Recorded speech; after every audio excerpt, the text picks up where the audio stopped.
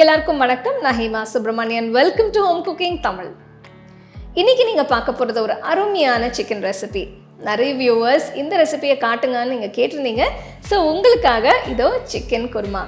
இந்த சிக்கன் குருமாவில் சிக்கனை ஊற வைக்க தேவையில்லை, அப்படியே நம்ம செய்யலாம். ரொம்ப ருசியாக இருக்கும். ஸோ வாங்க ரெசிபிக்குள்ளே போகலாம்.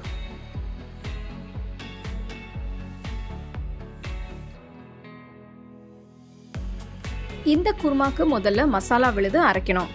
கடாயில் 2 டீஸ்பூன் நல்லெண்ணெய் ஊற்றி பட்டை, கிராம்பு, ஏலக்காய், அன்னாசிப்பூ, கல்பாசி, 1/2 டீஸ்பூன் சோம்பு போட்டு லேசாக ஃப்ரை பண்ணுங்க. அடுத்து ஒரு துண்டு இஞ்சி, 6-7 பல்லு பூண்டு,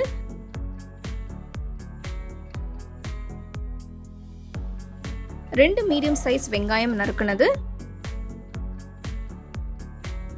5 பச்சை மிளகாய் நறுக்குனது போடுறேன்.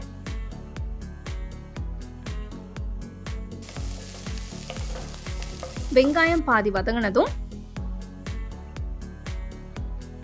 இதுல 2 மீடியம் சைஸ் தக்காளி நறுக்கி போட்டு 5 நிமிஷத்துக்கு மீடியம் ஃப்ளேம்ல வதக்குங்க.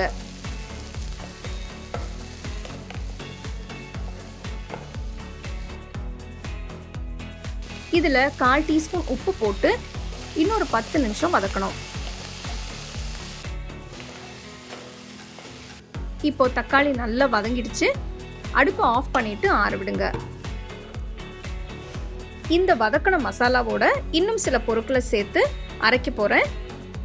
மிக்சர் ஜார்ல 1/4 கப்பு துருவின தேங்காய், 1 டேபிள் ஸ்பூன் உடைச்ச கடலை, 1 டீஸ்பூன் கசகசா, இது ஆப்ஷனல்.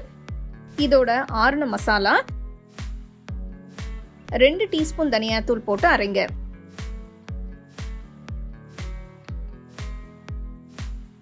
அடுத்து இதுல 1/4 கப் தண்ணி ஊத்தி நல்ல விழுத அரைங்க.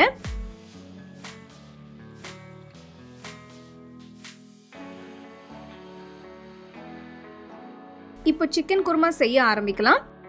அகல கடாயில 2 டேபிள் ஸ்பூன் நல்லெண்ணெய் ஊத்தி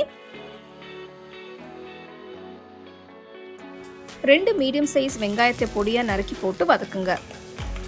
நல்லெண்ணெய் பதில் நீங்க சமையலுக்கு யூஸ் பண்ற எண்ணெயும் ஊத்திக்கலாம். கொஞ்சம் கருவேப்பிலை,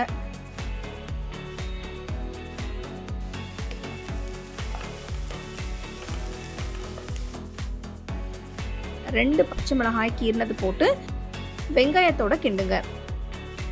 வெங்காயத்தோட நிறம் மாற ஆரம்பிக்கும் போது இப்போ 2 பொடியா நறுக்கின தக்காளி போட்டு மிக்ஸ் பண்ணுங்க.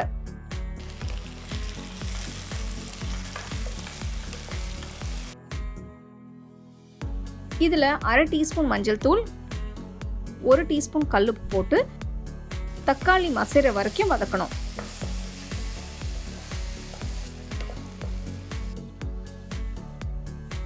நான் 1 கிலோ சிக்கனை நல்லா க்ளீன் பண்ணி வச்சிருக்கேன். இதை கடாயில போட்டு மசாலாவோட நல்லா பெரட்டுங்க.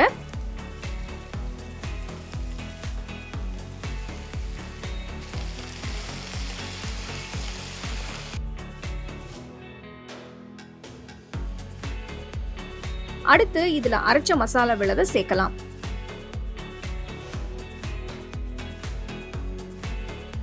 மிக்சர் ஜார்ல தண்ணி ஊத்தி எல்லா மசாலாவையும் கடாயில ஊத்துங்க. நான் கிட்டத்தட்ட 2 கப் தண்ணி ஊத்திருக்கேன். நல்லா மிக்ஸ் பண்ணி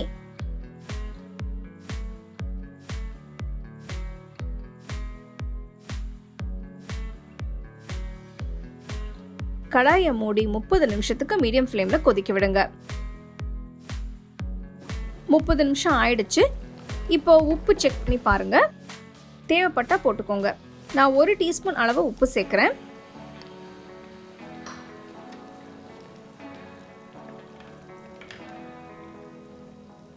கடைசியா இதுல கொஞ்சம் நறுக்கின கொத்தமல்லி போட்டு அடுப்பு ஆஃப் பண்ணிடுங்க. சிக்கன் குருமா இப்போ ரெடி.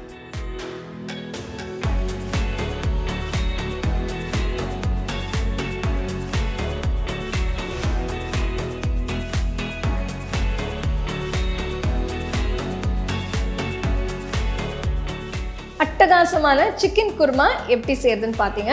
இது நீங்கள் தோசை, பூரி, சப்பாத்தி, இடியாப்பம், ஆப்பம் இது மாதிரி எல்லா டிஃபனுக்கும் நீங்கள் சர்வ் பண்ணலாம். ரொம்ப நல்லாயிருக்கும். ரொம்ப டேஸ்டியான ஒரு சைட் டிஷ். ஸோ கண்டிப்பாக இந்த ரெசிபி நீங்கள் ட்ரை பண்ணி உங்கள் ஃபேமிலி ஃப்ரெண்ட்ஸோட ஷேர் பண்ணிக்கோங்க.